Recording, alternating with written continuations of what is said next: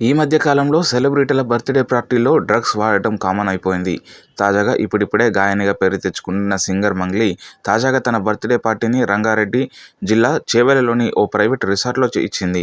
అయితే ఈర్లవల్లి గ్రామ శివారులో ఉన్న త్రిపుర రిసార్ట్‌లో జరిగిన పుట్టినరోజు వేడుకల్లో కొంతమంది డ్రగ్స్ సేవించినట్లు పోలీసులు పేర్కొన్నారు. ఈ బర్త్‌డే పార్టీకి 50 మంది వరకు ఫ్యామిలీ మెంబర్స్‌తో పాటు ఇతర సెలబ్రిటీలు హాజరయ్యారు.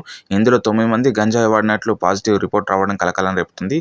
ముఖ్యంగా ఈ పార్టీకి ఆమె ఎలాంటి అనుమతులు తీసుకోలేదని పోలీసులు వెల్లడించారు. అంతేకాదు సింగర్ మంగ్లీపై పోలీసులు కేసు కూడా నమోదు చేయడం జరిగింది. అయితే ఈ మేరకు ఇది మంగ్లీకి తెలిసి జరిగిందా, ఆమెకు తెలియకుండా కొంతమంది ఈ డ్రగ్స్ వాడారా అనేది తెలియాల్సి ఉంది. ఈ పార్టీలో అర్ధరాత్రి 2 గంటల తర్వాత ఎస్వీటీ పోలీసులు దాడులు చేపట్టగా ఈ విషయం వెలుగులోకి వచ్చింది. ఈ దాడుల్లో దాదాపుగా 40 మందికి గంజాయి పరీక్షలు నిర్వహించగా 9 మందికి పాజిటివ్ వచ్చింది. దీంతో అధికారులు NDPS act, sound pollution act కింద కేసులు నమోదు చేశారు. ఈ విషయంపై మరిన్ని వివరాలు తెలియాల్సి ఉంది. ఈ పార్టీలో డ్రగ్స్, గంజాయితో పాటు విదేశీ మద్యం సీసాలు దొరికినట్లు సమాచారం. చేవెళ్ల పోలీస్ స్టేషన్లో కేసు నమోదు చేసి దర్యాప్తు చేపట్టారు.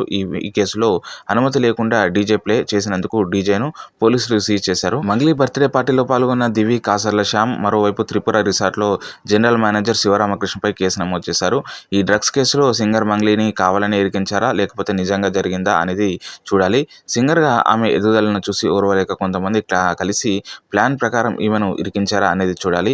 మరోవైపు బర్త్డే పార్టీని ఖరీదైన రిసార్ట్లో ఇవ్వడం వెనుక డ్రగ్స్ వ్యవహారం ఉన్నట్టు తెలుస్తుంది. తాను సెలబ్రిటీ అనే హోదాను తనను ఎవరు ఏమీ చేయలేరనే ఉద్దేశంతో ఆమె కనుసన్నల్లో ఇది జరిగిందా అనేది తెలియాల్సి ఉంది.